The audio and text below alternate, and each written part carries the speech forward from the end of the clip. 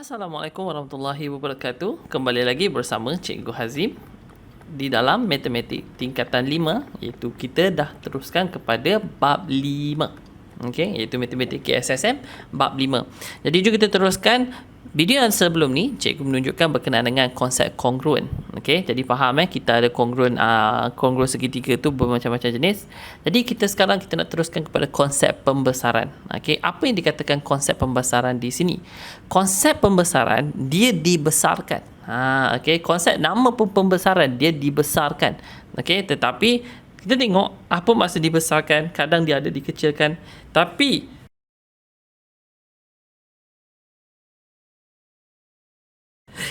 sekarang ni kena faham ini adalah konten yang penting di dalam pembesaran. Pertama sekali kena faham serupa. Apa yang dikatakan serupa? Kenapa serupa dengan kongruen tak sama?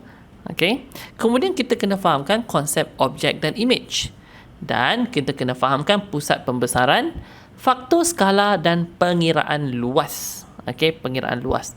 Luas ni tak apa, kita tengok satu persatu, tapi di sini yang paling penting of course kita kena fahamkan konsep serupa dan objek dan image. Di sebelah kanan ni adalah sebagai satu contoh konsep pembesaran. Okey.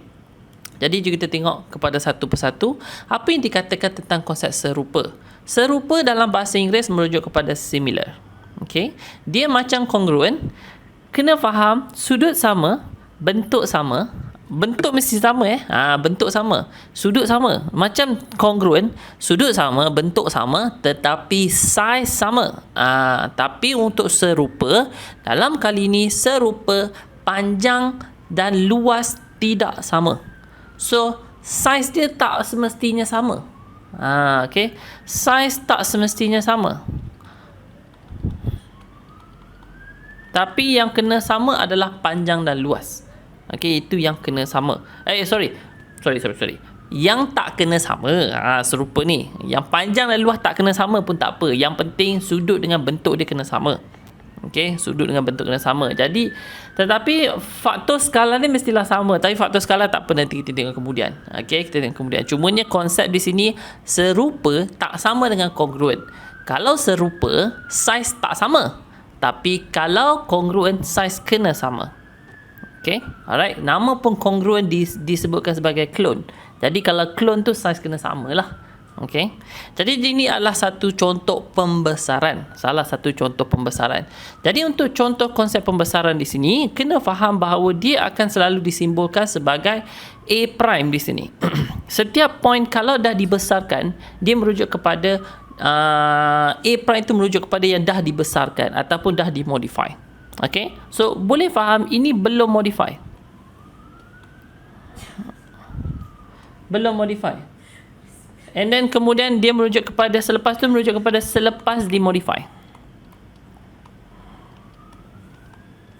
Okay, jadi selepas modify tu macam mana? Okay, kalau kita tengok sebelah kanan ni, tengok hint dia, kena nampak A prime, B prime, C prime, D prime, itu dah modify. Tapi angle tetap sama. Cikgu tulis itu angle dia. Kita ada angle A, B, C, D. Angle punya size tetap sama. A dengan A, B dengan B tetap sama. Kalau kita tengok contoh di sini pun, kalau dia pun gambar pun kadang terbalik ke apa ke, tak kisah sangat. Bentuk tu dia punya kedudukan tak kisah sangat. Tetapi yang paling pentingnya adalah dia punya point dia dan dia punya image dia tu, point, image dan objek itu kita nampak beza dia. Dan saiz dia berbeza sikit. Okey, saiz dia sama ada dibesarkan atau dikecilkan. Jadi inilah contoh, nak tunjuk contoh bahawa di sebelah kiri ni adalah objek. Okey, objek dan image belum lagi, tapi nak dikatakan bahawa di sini merujuk kepada belum modified. Okey. Di sini adalah belum modified. Ataupun kalau dalam bahasa ni belum transform. Ni dah selepas transform. Okay. Of course lah kita guna bahasa kita pun tak apa selepas modify. Jadi itu dah konsep berkenaan dengan konsep serupa di situ. Okay. Serupa di situ. Jadi sekarang ni kita nak pergi kepada konsep objek dan image.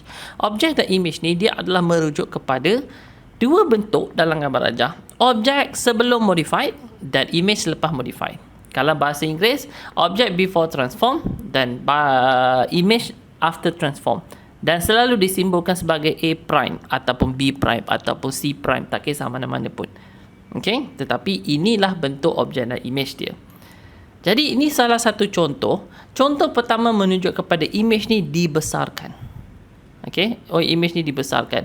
Kita tengok di sini yang di paling kecil, yang kecil di sini A, B, C disimbolkan sebagai ABC sahaja. Tetapi di sebelah kanan kita ada A prime, B prime dan C prime. Yang mana yang ada A prime, C, B prime dan C prime itu merujuk kepada image. Dan ini merujuk kepada objek.